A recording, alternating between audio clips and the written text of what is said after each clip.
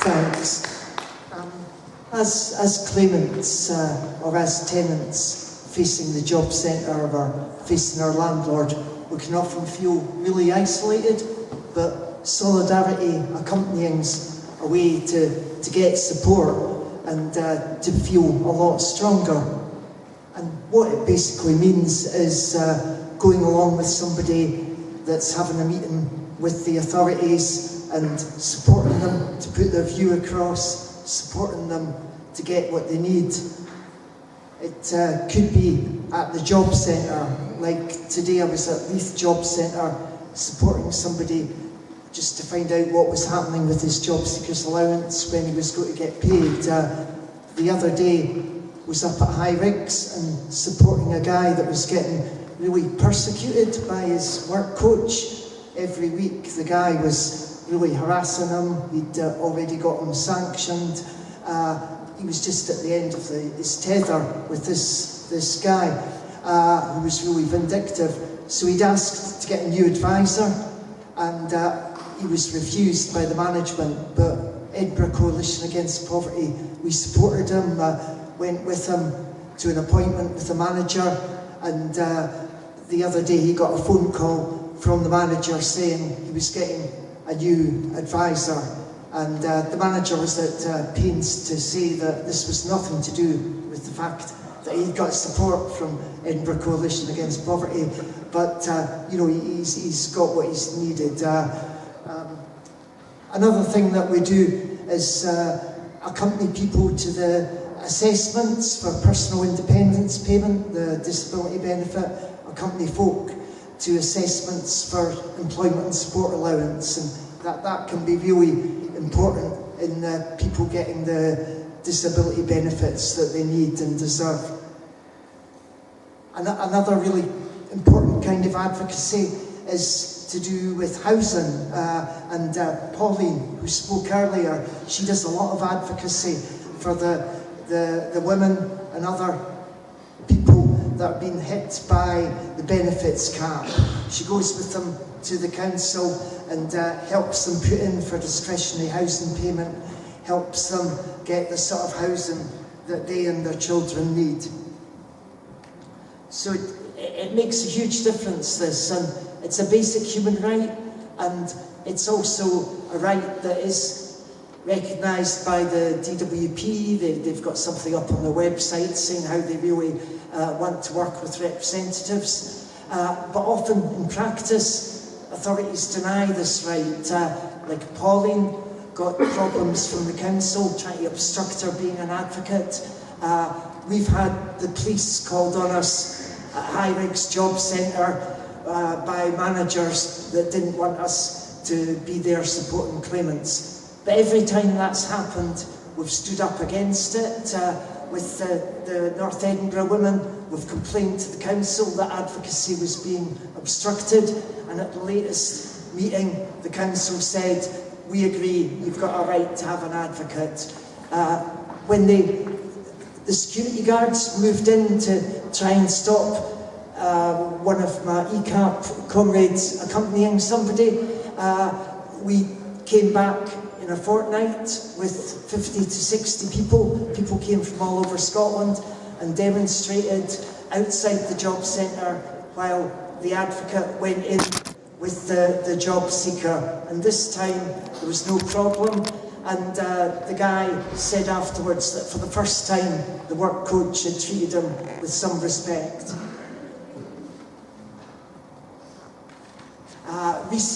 We also do something we call frontline advocacy, which is we'll have a stall at the job centre and we talk to folk as they come in and out signing on, and ask if they've got any problems, and if they have got something that we could take up right away, we'll go in to the job centre with them there and then.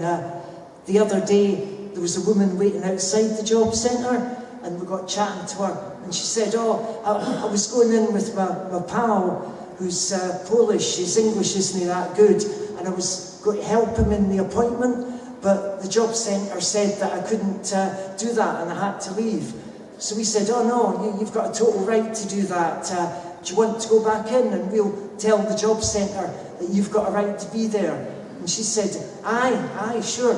So we went in, went up the stairs and walked up to the desk where the guy was having his appointment, and just pointed out that this woman had every right to accompany her friend, that the DWP itself had this as a policy, so she was going to sit down and help her friend. And I can't say the job centre officer was exactly delighted, and the bulky security guard sort of hove into view, but they had to accept it, you know, and so the guy got the support that he deserved. And what we'd like to encourage is people here to actually get involved as an advocate. You don't have to be an expert, you don't have to know all the laws about benefits or that. The main thing is that you're on the side of the person you're supporting and you're wanting to give them support. Every so often, we are all Daniel Blake does informal training for people to be advocates. And if you leave your email on the list that will be going round, we can tell you about the next session. We've already had a couple of sessions that have been really successful. Also, Edinburgh Coalition Against Poverty has regular stalls outside the job centres in Edinburgh, and if you want to come along and support the stall and see what we do, sort of talking to claimants and supporting claimants, that'd be great. Because the more people we have there, the better. Because if you have a group of folk outside the job centre, then inside the job centre, they know they'd better treat people with some respect, or they might be getting some comeback. Also, we have a weekly drop-in every Tuesday afternoon at the Autonomous Centre of Edinburgh, up the road there. And if you'd like to get involved as an advocate, that's a good place to come to sort of learn what we do. We've got a stall at the back, and you can leave your email. Just to finish up, we're not trying to be an alternative CAB. We're not objective. We see solidarity accompanying as part of social struggle. It's part of the struggle for social justice, and it's implicitly, at least, against capitalism. And what is really incredibly powerful is when solidarity with an individual becomes collective. And we actually seen that with the women that were speaking earlier. Back in May, one of the women, one of the single parents, Melissa, she was evicted, and all the council was offering was a homeless hostel. So all our friends from the group and other supporters from North Edinburgh and round the city, we went to the Pilton Council office, the North office, and we occupied the office, and we stayed there while Pauline supported Melissa to get what she needed. They never gave anything the first day, so we went back the next day. And it still wasn't sorted out, and fortunately the next day there was a council meeting at the City Chambers, and so that gave us renewed impetus to go into that, and all the buggies were all down the corridor outside the City Chambers, and the Penny and the singers were belting it out, and the councillors and their pageantry got a wee bit of a hard time. And the good news is that Melissa did get a temporary council flat, which she would certainly never have got if there hadn't been all that action.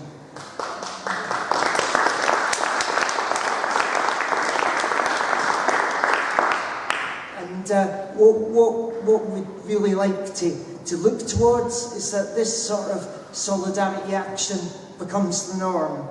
Because just imagine if it was a regular thing that every time somebody was made homeless and wasn't given a home, people occupied a government building. Imagine what it would be like if it was a regular response to sanctions for people to occupy a DWP building. Imagine if somebody was refused discretionary housing payment, like is happening to the women, if people took action in the city chambers. If this happened regularly, austerity policies would become unworkable. And such a counterpower from below would not only win immediate aims, it would also sow the seeds of a totally different kind of society, where it would be people that count and not profit. And, you know, maybe this sounds a bit idealistic, but I was really pleased that David mentioned the poll tax, because I can mind back to the poll tax, and I can mind where we're thinking, oh, Christ's sake, I mean, is anybody ever going to be able to stand up to Thatcher? You know, it's been defeat after defeat, you know, the miners and the steel workers and the rail workers. But then, from below, people stood up all together against the poll tax, refused to pay it, chased away the bailiffs, chased away the sheriff officers, and it was a real victory for people power. And if people can get together to beat somebody as formidable as Thatcher, I'm sure we can do it with the present decidedly rickety government. Thanks.